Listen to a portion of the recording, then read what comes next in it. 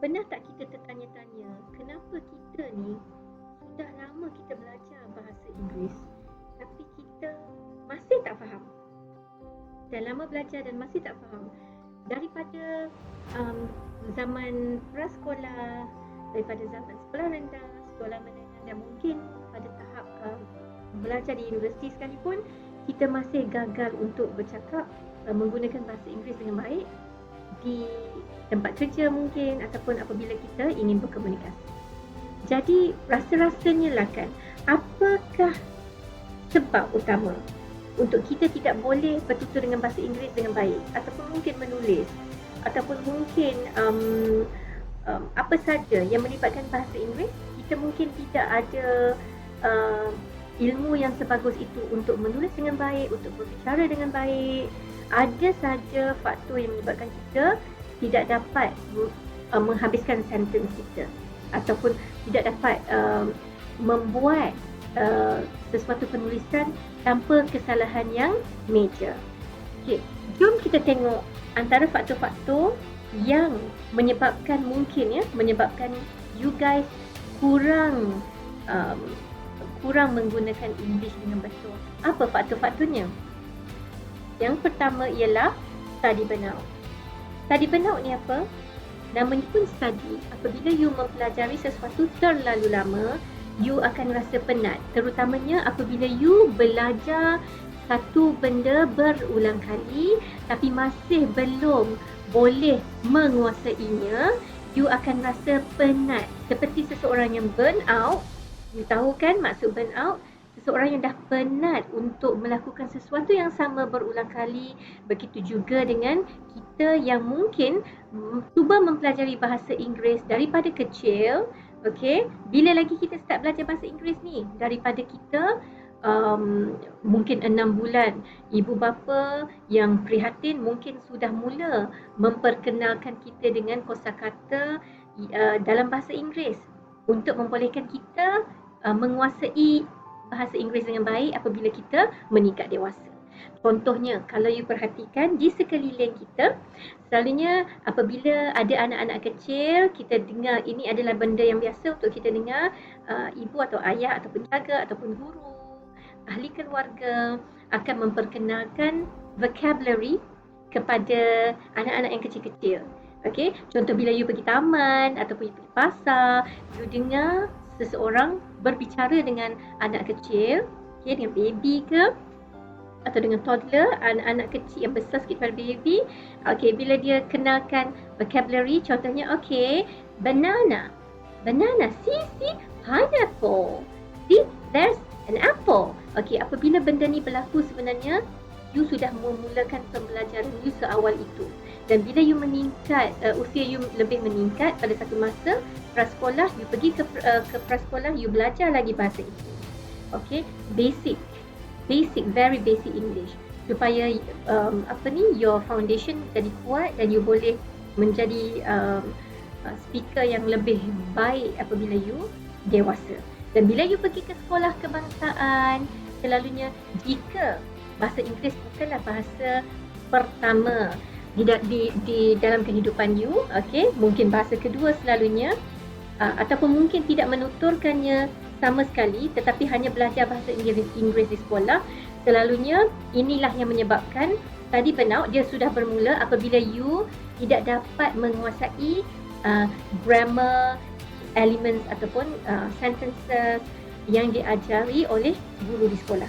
Bila you dah ada benda ni, you membawa pula dari tahun ke tahun, darjah 1, 2, 3, darjah 4, darjah 5, darjah 6, you menduduki peperiksaan dan you dinilai dengan grade yang rendah kerana you tidak boleh bertutur dengan baik ataupun tidak boleh menjawab soalan dengan baik di dalam kelas melalui apa instrumen sekalipun yang digunakan oleh guru. Dan bila you meningkat ke sekolah menengah pula dan you masih gagal untuk menguasai bahasa ini, you akan ketinggalan. Bermulalah episod tertinggal dan bila you dah besar, you sudah meningkat dewasa, sudah ke peringkat yang lebih tinggi, baru you sedari, oh, saya tak pandai English. Oh, saya tak gunalah English. Okay, dan terutamanya apabila sekeliling you tidak menggunakan bahasa Inggeris sebagai salah satu bahasa komunikasi. Jadi you mula burn out. You sudah mula rasa penat untuk mempelajari bahasa Inggeris untuk berkomunikasi dengan baik. Okey. Jadi bila you ada study burnout ni, apa agaknya cara yang kita nak buat? Kita boleh terima semula pelajaran yang sudah kita pelajari dan kena mulakan daripada awal, seperti mana seorang bayi ataupun seorang toddler memulakan pembelajaran dengan kata nama, dengan vocabulary. You mestilah bermula dengan benda yang sama. So macam mana kalau kita nak mulakan benda yang sama ni? Bila kita nak bermula daripada bawah semula, kita tahu hakikatnya kita tak nak mengulangi tangga-tangga itu yang kita belajar daripada kecil. Okey, jadi untuk membuatkan you rasa positif, macam mana you boleh menguasai semula, cuba untuk mempelajari semula bahasa Inggeris adalah, pertama, walaupun you dah belajar, you mestilah cuba untuk reinstall. You keluarkan dulu, you kosongkan fikiran, you buat seolah-olah bahasa Inggeris tidak pernah you pelajari.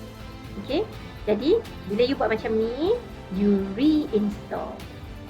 Okay, you anggap macam you delete ataupun you dah ada installation kat situ, you uninstall dulu ilmu yang you ada sikit-sikit tu, you reinstall semula. Ini memerlukan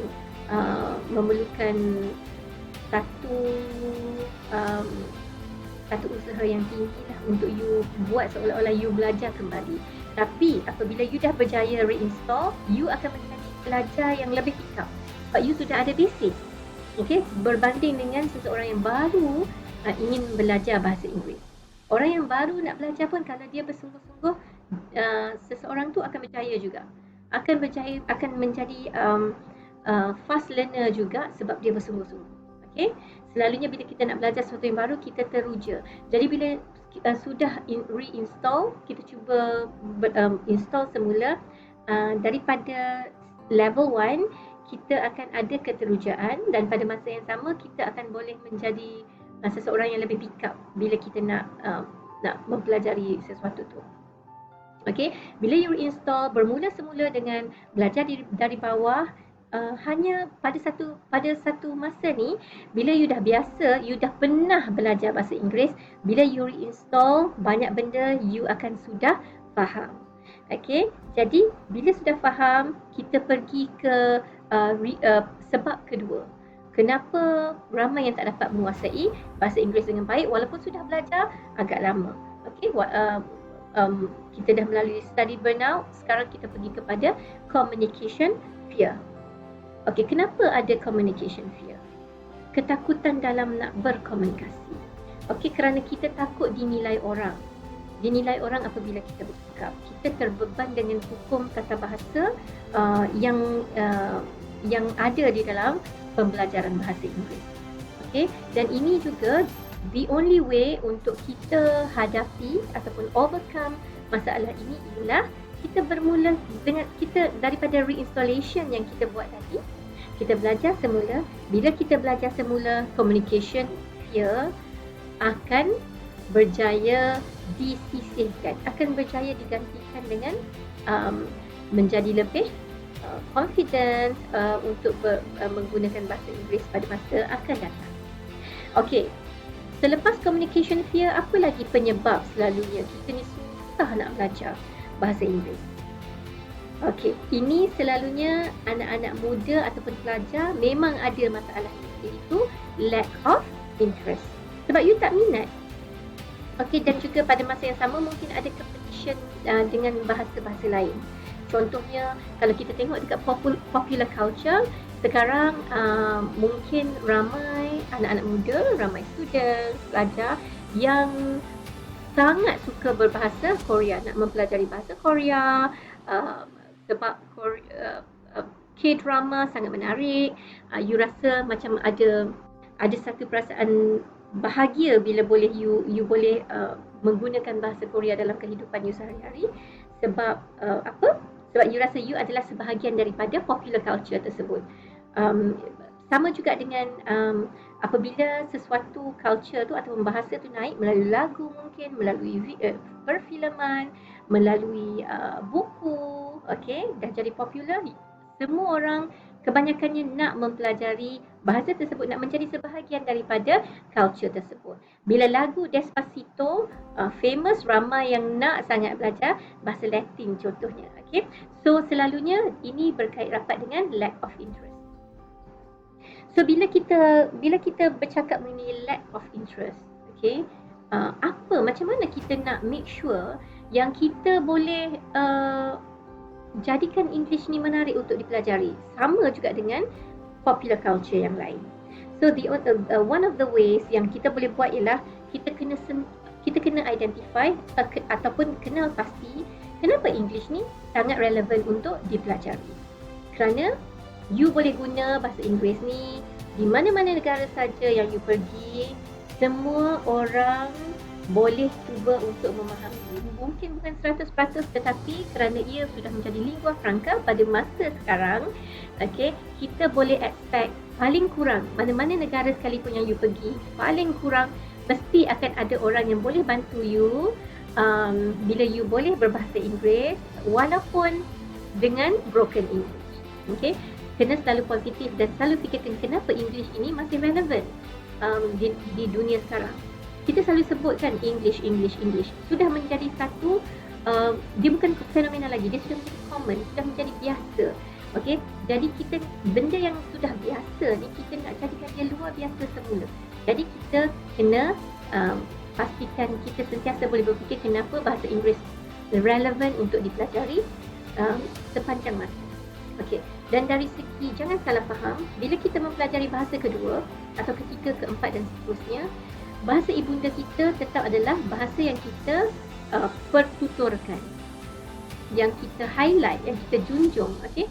Cuma bila kita mempelajari apa sekalipun bahasa, fokus saya di sini ialah English, kerana saya dapati ramai sangat pelajar yang mempunyai pemahaman dalam bahasa Inggeris ni dengan yang sangat rendah. Okay? Peratusannya yang menguasai sangat rendah, sedangkan kita dah belajar lebih lama daripada mungkin you belajar bahasa Korea ataupun bahasa Latin, dan you boleh percaya dengan cepat bila you belajar bahasa-bahasa tersebut berbanding dengan bila you bercakap menggunakan bahasa Inggeris. Okay, yang seterusnya, pendapat saya keempat, okay, sebab seseorang tu suka untuk mempelajari bahasa Inggeris adalah kerana social environment ataupun sekitar kita, di sekeliling kita, macam mana penerimaan orang. Contohnya, pengaruh di sekeliling ni kita belajar sebab apa keperluannya kita belajar bahasa Inggeris ni. Ada je di sekolah bila kita cuba untuk bertutur dalam bahasa Inggeris, mungkin kawan-kawan cakap, mengata-ngata kita, alah macamlah pandai sangat. Sebab English ni, bila orang bertuturkan bahasa Inggeris, lebih mudah dikecam dan dikutuk berbanding mereka bertutur dalam bahasa lain. Okey, mungkin kerana bahasa Inggeris ni dianggap sebagai satu bahasa elit. Siapa yang boleh bertutur bahasa Inggeris dengan baik akan dipandang tinggi. Mungkin bila you nak order makanan, you boleh order dengan dalam bahasa Inggeris, orang akan pandang sedikit tinggi. Dan salah siapa? Okey, saya tidak, seperti saya cakap tadi, saya tidak mengatakan English ini ialah bahasa yang agung, tidak. Cuma ini ialah persepsi kita, persepsi masyarakat kita, yang seseorang yang boleh berbahasa Inggeris dengan baik sama ada sangat sombong ataupun nak menunjuk-nunjuk. Okay, semuanya negatif. Jarang sekali kita jumpa orang yang berfikiran positif bahawa okey, bagusnya awak pandai berbahasa Inggeris tu. Sebab kita masih ada perasaan yang kenapa kita nak mengangkat bahasa Inggeris dengan kita ada bahasa kita sendiri. Okey, saya sangat kagum dengan bahasa yang saya pelajari, iaitu bahasa Malaysia. Okey. Okey, dan akhir sekali, poin yang terakhir, selalunya kerana kekurangan punca, kekurangan maklumat or lack of purpose. Selalunya lack of purpose refers to you fikir you tak perlu belajar English, bukan you nak pergi kerja di luar negara, ataupun bukannya you nak buat sesuatu yang di luar daripada Malaysia. Jadi selalunya bila ini berlaku, you tidak ada semangat itu untuk study atau untuk memahami